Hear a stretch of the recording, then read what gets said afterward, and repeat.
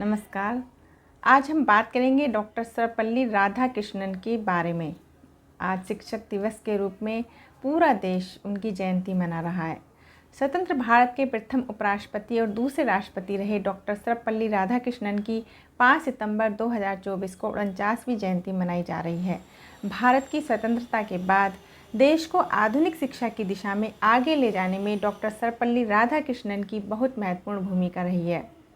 उन्होंने अपने कैरियर की शुरुआत बतौर शिक्षक के रूप में की थी। एक अध्यापक होने के साथ ही राधाकृष्णन प्रसिद्ध दार्शनिक, विचारक और राजनेता भी थे। इसलिए उनके जन्मदिवस के उपलक्ष्य पर हर वर्ष 5 सितंबर को शिक्षक दिवस के रूप में मनाया जाता है।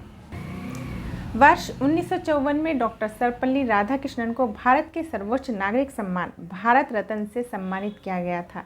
आइए जानते हैं सर्वपल्ली राधाकृष्णन का जीवन परिचय। डॉक्टर सर्वपल्ली राधाकृष्णन का जन्म 5 सितंबर 1888 को ब्रिटिश भारत की मद्रास प्रेसिडेंसी, वर्तमान में तमिलनाडु के चित्तूर जिले के तुरुतनी गांव में एक ब्राह्मण परिवार में हुआ था। उनकी माता का नाम सीतम्मा और पिता का नाम सर्वपल्ली वीरास्वामी था। इनके पिता सर्वपल्ली वीरास्वामी राजस्व विभाग में काम करते थे।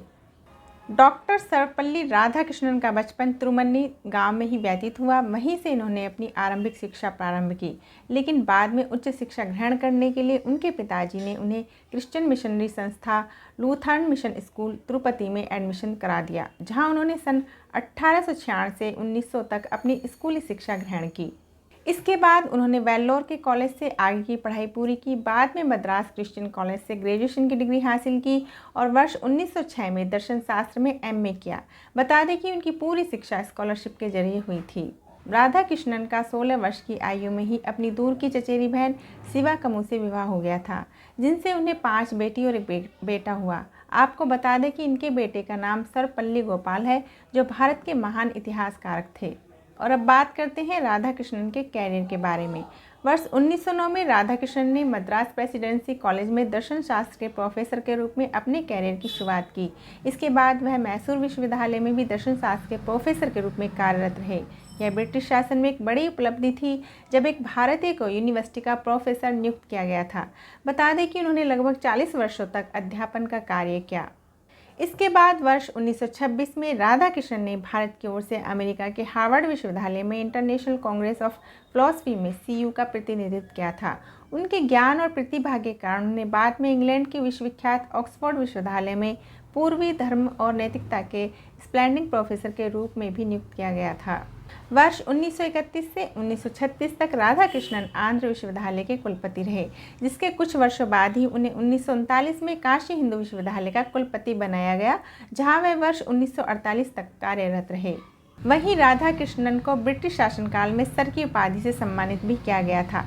शिक्षा के क्षेत्र में उनके अतुलनीय कार्य और उपलब्धियों के कारण ही हर वर्ष उनके जन्म दिवस के अवसर पर शिक्षक दिवस मनाया जाता है। राधाकृष्णन एक शिक्षक होने के साथ साथ एक कुशल राजनीतिज्ञ भी थे। वह वर्ष 1949 से 1952 तक सोवियत सोशलिस्ट रिपब्लिक के राजदूत रहे और वर्ष 1952 में भारत के उपराष्ट्रपति पद पर आसीन हुए। इसके कुछ समय बाद ही उन्होंने वर्ष 1962 में भारत के दूसरे राष्ट्रपति के रूप में चुना गया। इसी बीच वर्ष 1954 में भारत के प्रथम राष्ट्रपति डॉक्टर राजेंद्र प्रसाद ने उन्हें भारत रत्न की उपाधि से सम्मानित किया। इसके अलावा डॉक्टर सर्वपल्ली राधाकृष्णन को अपने जीवन में कई प्रतिष्ठित पुरस्कारों से सम्मानित किया गया, जिसमें जर्मनी का पुस्तक प्रकाशन द्वारा विश्व शांति पुरस्कार सबसे खास माना जाता है। राधाकृष्णन जी का 17 अप्रैल सन 1975 को 86 वर्ष की उम्र में चेन्नई में लंबी बीमारी के बाद देहांत हो गया, लेकिन एक आदर्श शिक्षक और दार्शनिक के रूप में वे आज भी हम सभी के लिए प्रेरणा का स्रोत माने जाते हैं।